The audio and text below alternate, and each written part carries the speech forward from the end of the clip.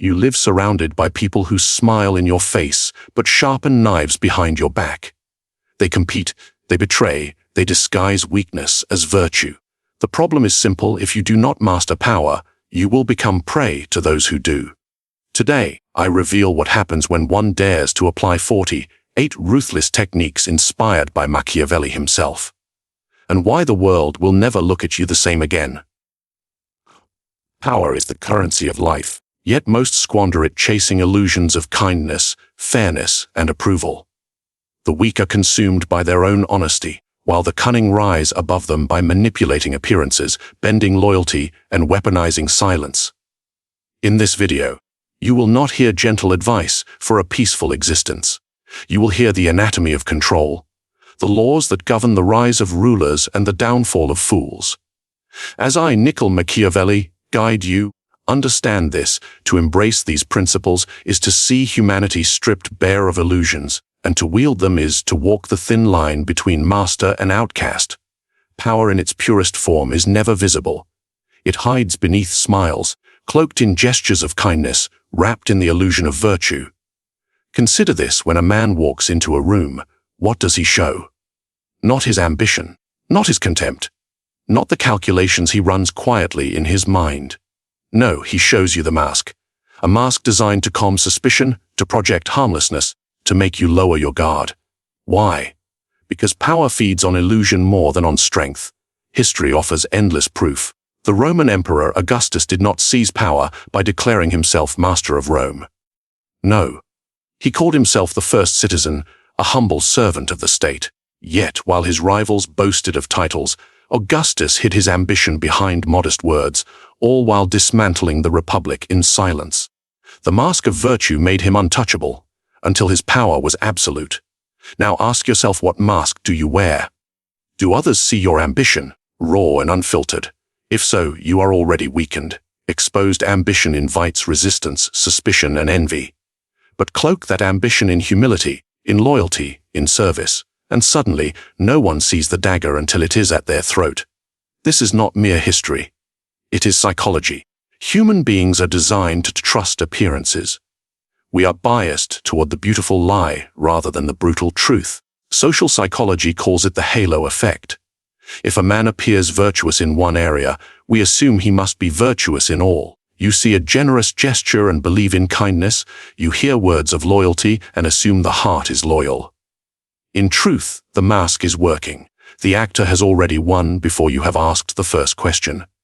But here lies the true art: the mask must not be perfect. Why? Because perfection breeds suspicion. A prince who seems flawless is seen as false, but one who admits to small weaknesses, harmless ones, seems all the more believable. Augustus pretended to refuse power before taking it. Modern leaders pretend to stumble before triumphing. Even in your daily life, the subtle admission of a minor flaw makes the mask more convincing. Think of the colleague who always presents himself as kind, who listens, who praises. You believe in his generosity. Yet when the moment comes, he seizes the promotion you thought was yours. Did he lie? Not exactly. He only allowed you to see what you wanted: the mask of virtue. Do you see how dangerous this is? And yet, if you wish to survive among wolves, you must become one yourself. To wear no mask is to invite destruction. To speak your true mind openly, to show your real ambitions without disguise, is to dig your own grave. The knave man believes honesty will win respect. The wise man knows honesty is a blade that others will use to cut him down. But here is the paradox: the mask is not only for others. It is for yourself. When you wear it long enough, you begin to embody it. The performance becomes second nature. You learn patience. You learn restraint. You learn to control the dangerous impulse to reveal yourself too soon. And in that discipline lies real power. Let me ask you, have you ever revealed too much too early? Confessed your intentions, your desires, your plans, only to find them used against you? That was the price of a naked face. The mask would have saved you, you may wonder. Does this not make one false? Does it not corrupt the soul? Perhaps, but the world does not reward purity. It rewards control, and those who master the mask decide the fate of those who cannot. The lesson is eternal.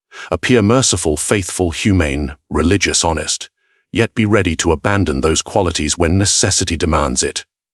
For appearances hold men, while reality destroys them. And remember, people judge more by what they see than by what they cannot. Few touch the essence of things, all are moved by the surface. So wear the mask, perfect it, and never let them glimpse the face beneath it until it is far too late. Because in the end, it is not the strongest who wins. It is the one who smiles as he sharpens his knife. But this is only the beginning. For once the mask is secured, you must learn the next law, whether it is better to be loved or feared. And there the real test of power begins. Every ruler, every leader, every ordinary man with ambition faces the same question: is it better to be loved or to be feared? At first glance, love seems stronger. Love inspires devotion, sacrifice, loyalty.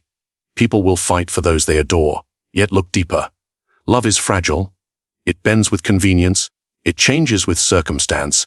It evaporates when self-interest demands it. A man who swears devotion today will betray you tomorrow if love alone binds him. Fear, however, penetrates deeper. Fear lingers. Fear binds men when love falters. Fear makes betrayal costly. And when the moment arrives, fear silences hesitation far more effectively than affection ever will. Consider Cesare Borgia. His father, Pope Alexander VI, gave him power, but it was fear, not love, that secured his rule in Romagna. Caesar arrived in a land torn apart by chaos and corruption. He executed rebels publicly, used mercenaries to spread terror, and placed a cruel lieutenant, Ramiro de Lorqua, to impose order. Then, once order was restored, Caesar had Ramiro executed and displayed his corpse in the town square. The message was clear: disobedience will be crushed. Yet the prince himself remains just. Love? No, it was fear that stabilized his dominion. Now ask yourself in your own life, what holds more weight? Do people respect you, or do they merely like you? Respect comes from fear of consequence. Likability comes from indulgence, and indulgence always erodes authority. Psychology supports this grim truth. Human beings are loss-averse. The pain of losing something outweighs the joy of gaining it. Which means the fear of punishment has more influence than the promise of reward. A man may or may not act for love, but he will always act to avoid pain. Does this mean you should cast away love entirely? No, love has its place. Love creates unity, softens resistance, builds an aura of benevolence. But love must always be secondary to fear. For when love is all that holds your power, your position is vulnerable to the fickle winds of emotion. Fear anchors it. But here lies the subtlety: fear must not become hatred. Hatred breeds conspiracy, rebellion, and desperate acts of vengeance. A ruler who is hated is a ruler living on borrowed time. Julius Caesar learned this when his peers, envious and resentful, conspired to cut him down on the Senate floor. He inspired loyalty from the masses, yes, but among his equals, fear had grown into hatred, and hatred consumes even the strongest. So the art lies in balance. Be feared enough that disobedience is unthinkable, but not so cruel that you drive men into fury. Inspire love when it is convenient, but let fear secure what love cannot. How do you achieve this in practice? Through calculated control. You must appear approachable, humane, even affectionate, but you must also cultivate an aura of consequence. When betrayed, you must act decisively. Punishment must be clear, swift, unforgettable. Delay makes you appear weak. Excess makes you despised. Precision makes you untouchable. Think of a modern workplace, the leader who seeks to be loved, who avoids confrontation, who tries to please everyone, ends up disrespected. Employees ignore his words, exploit his leniency, and ultimately abandon him when opportunity arises. But the leader who commands respect, who balances fairness with discipline, creates a culture where betrayal carries cost, and loyalty is rewarded. Such a leader may not be adored, but he will be obeyed.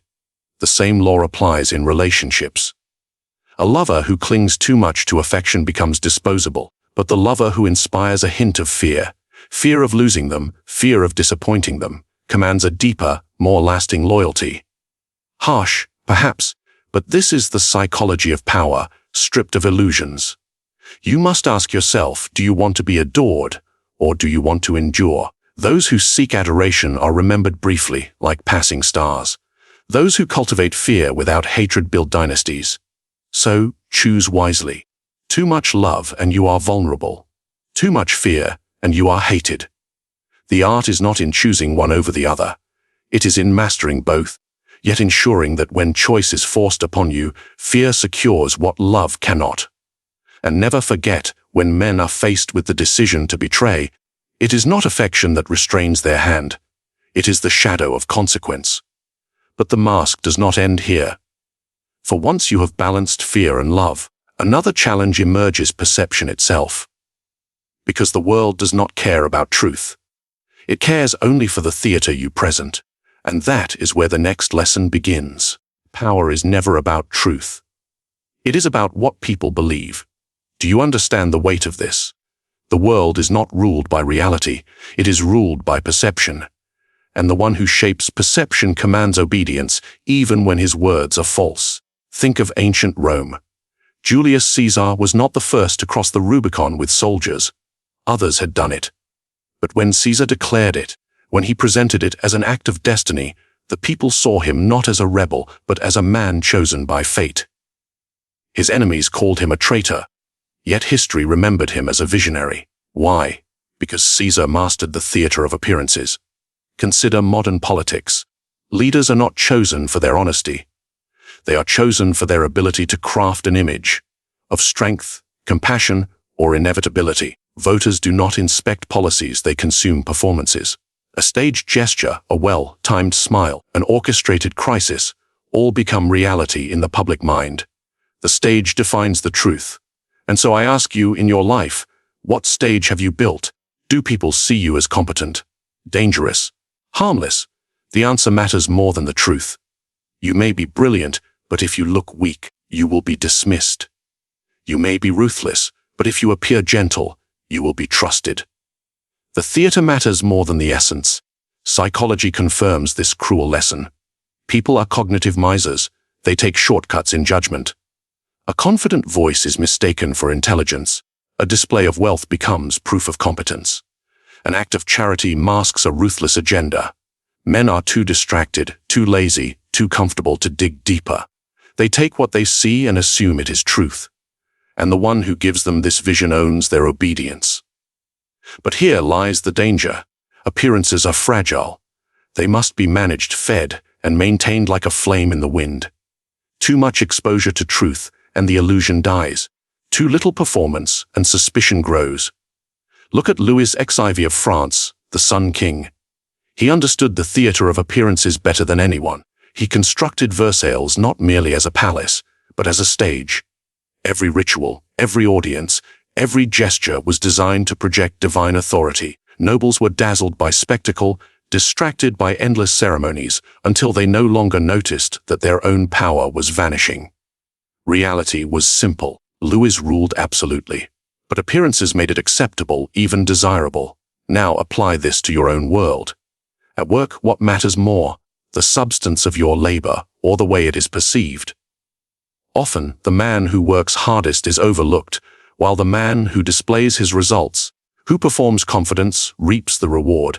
In relationships, sincerity is less powerful than charm. And in conflict, the appearance of strength often defeats strength itself. Do you see how this theater works in daily life? You may resist it, believing that truth must prevail. But truth without spectacle is invisible, and lies wrapped in performance eclipse it easily. That is why men of power have always invested in rituals, symbols, and narratives. Not because they are foolish, but because they understand this. The mind is ruled by image, not essence. And yet, the actor must be careful. A poorly played performance collapses into ridicule. If you try too hard, if you seem insincere, the mask falls apart. Subtlety is key. Caesar did not declare himself king outright. He allowed others to whisper it, to spread the myth. Louis XIV did not claim divinity directly. He let the rituals imply it. The greatest actors of power never say what they are. They let the world believe it on their behalf. Ask yourself, what do people whisper about you? Do they see competence, authority, inevitability? Or do they see desperation, weakness, confusion? You cannot control all whispers, but you can plant the seeds of what will be said. That is the art. And this art is not reserved for rulers.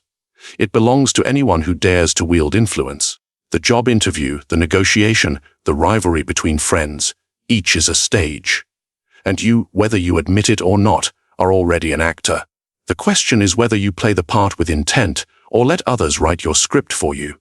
So, control the stage. Direct the lights, shape the scene. Because in the end, men do not follow the truth. They follow the best performance of it. But once you control appearances, another weapon awaits, one far sharper, the weapon of absence. And that, my friend, is the next law of power. Power is not gained only by presence. Sometimes it is sharpened by absence. Most people believe the opposite. They imagine that constant visibility is strength, that to be everywhere, to speak always, to remind others of their importance, secures their influence. But in truth, too much presence diminishes value. What is common becomes cheap. What is rare becomes precious. Consider Alexander the Great. He conquered vast territories, yet he did not linger endlessly in every city. He appeared suddenly, decisively, leaving behind only the memory of his presence. His image grew larger than his body, his myth greater than his deeds.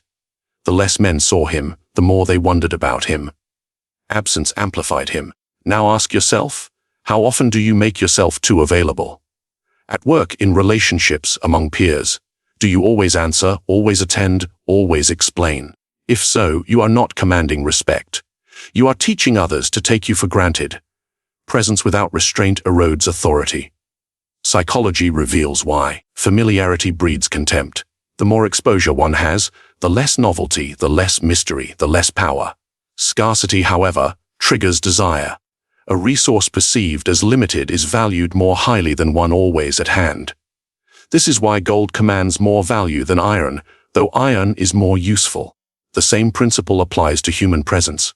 If you are always available, your value is iron, useful but unremarkable. If you are scarce, your presence becomes gold. Look at Louis IV, the Sun King. He understood the weapon of absence. He made courtiers wait hours, sometimes days, for his presence. By limiting access, he created hunger. The nobility obsessed over every gesture, every word, because they were rationed like rare treasures. In truth, he was merely a man. But by controlling his availability, he became a sun, distant, unreachable, yet vital to all. Can you see the lesson? To withdraw is not weakness. To withhold is not neglect, it is strategy.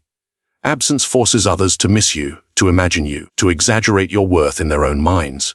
And in that exaggeration lies power. But beware, the art is delicate. Absence used poorly creates irrelevance. Disappear too long, and you are forgotten.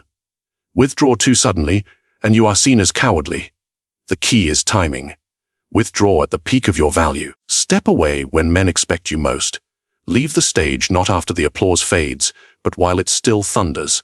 That way, memory magnifies you. Think of relationships. The lover who is always present, always clinging, inspires boredom. But the one who withdraws, who leaves space, who creates silence, awakens anxiety, longing, and pursuit.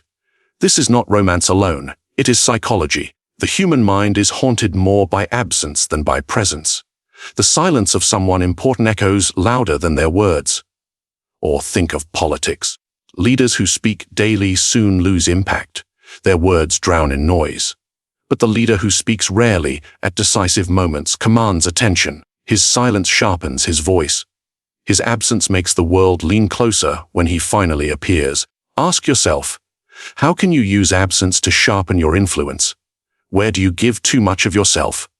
And where could silence, retreat, or scarcity make others value you more? Do not confuse absence with idleness. This is not retreat born of weakness. It is deliberate withdrawal. You vanish not because you are defeated, but because you are crafting hunger. You step back not to lose ground, but to tighten your grip. And there is another advantage. Absence creates mystery. Men cannot hate fully what they do not fully see. Enemies strike hardest when you are present, visible, predictable. But when you withdraw, when you leave only rumor and shadow, they cannot aim. They are forced to imagine you, and imagination magnifies both fear and respect. Think of it this way: presence makes you flesh. Absence makes you legend. So, guard your presence, treat it as treasure. Appear rarely but decisively. Withdraw not in weakness but in strength. And let others suffer in your silence. Let them crave your return. Let them inflate your power with their own minds. Because power does not only grow in what you show, it grows in what you withhold. But the lesson does not end here. For once you have mastered absence, another law emerges, one far colder. The law of trust. How to trade it, how to exploit it, and how to abandon it the moment it no longer serves you. Trust is not a gift. It is currency. And like all currency, it must be spent carefully, traded strategically, and withdrawn when it no longer brings value. Most people make the fatal mistake of treating trust as sacred. They give it freely, as if it were infinite. They assume others deserve it simply because they smile, because they share a word of loyalty, because they promise fidelity. But what happens to every gift that is given without price? It is wasted, it is abused, it is taken for granted. A wise man never gives trust. He sells it. History is rich with this lesson. Consider the condottieri of Renaissance Italy, the mercenary captains. They offered their swords not out of loyalty, but in exchange for gold. Princes who mistook their service as devotion often found themselves betrayed when an enemy paid more. Trust, to them, was never sacred. It was a transaction. And those who failed to see this lost armies, cities, and crowns. Now ask yourself, whose loyalty do you believe in? Friends, colleagues, lovers, what binds them to you? Is it affection, or is it benefit? If it is affection alone, prepare for betrayal. But if it is benefit, you have built a stronger chain. Psychology confirms it. Human beings are self-interested creatures. They may dress their motives in noble language, but at the core lies gain and loss. The economic principle of reciprocity governs all human ties. Give me something, and I will give in return. Deny me, and I withdraw. Trust, therefore, is not moral. It is practical. It survives only as long as it serves both sides. But here is the cold truth. You must never trust fully. For the man who trusts without limit gives away his power. He arms others with the tools of his own destruction. Consider Julius Caesar. Surrounded by senators, he trusted too much in their gratitude. He believed his generosity, his clemency, his gifts would bind them to him. Yet those very men plunged daggers into his chest. Why? Because gratitude is fleeting, but ambition eternal. Caesar gave too much trust and paid with his life. How do you avoid this fate? By treating trust as you would gold. Lend it, but never give it outright. Demand collateral, proof of loyalty, repeated acts of service, small sacrifices that confirm devotion. Make others earn your confidence piece by piece, never all at once, and when they falter, withdraw it instantly, without hesitation. To forgive too easily is to invite betrayal twice. Even in daily life, this law holds. The employee who senses his employer will always forgive grows lazy. The lover who knows forgiveness is endless grows careless. The friend who realizes trust is unconditional grows bold in disloyalty. But when trust is scarce, when it is precious, when it can be lost, it becomes a force that disciplines and commands. Yet you must also be careful in how you extend your own trust outward. To never trust at all makes you isolated, paranoid, weak in alliances. To trust everyone makes you vulnerable. The balance lies in selective trust. Trade it only with those whose interests are tied to your own. If their fortune rises with yours, their betrayal costs them too much. Align benefit with loyalty, and you will have something stronger than trust. You will have necessity. Look to the Medici of Florence. Their allies trusted them not because of affection, but because the Medici controlled the purse strings of Europe. To betray them was to lose wealth, contracts, and survival. That is the ruthless economy of trust. It is not about sentiment, but about cost. So ask yourself, who depends on you? Who gains by standing with you? And who would benefit if you were destroyed? These questions reveal the true map of trust in your world. Not the words spoken, but the interests beneath them. And remember this final rules: never place all your faith in one man. Divide trust among many, so that no single betrayal can ruin you.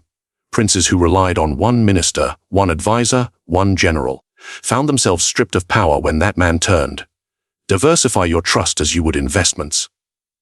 Protect yourself with layers. Trust is not holy, it is not sacred, it is currency, sharpened by scarcity and strengthened by necessity. Use it as trade.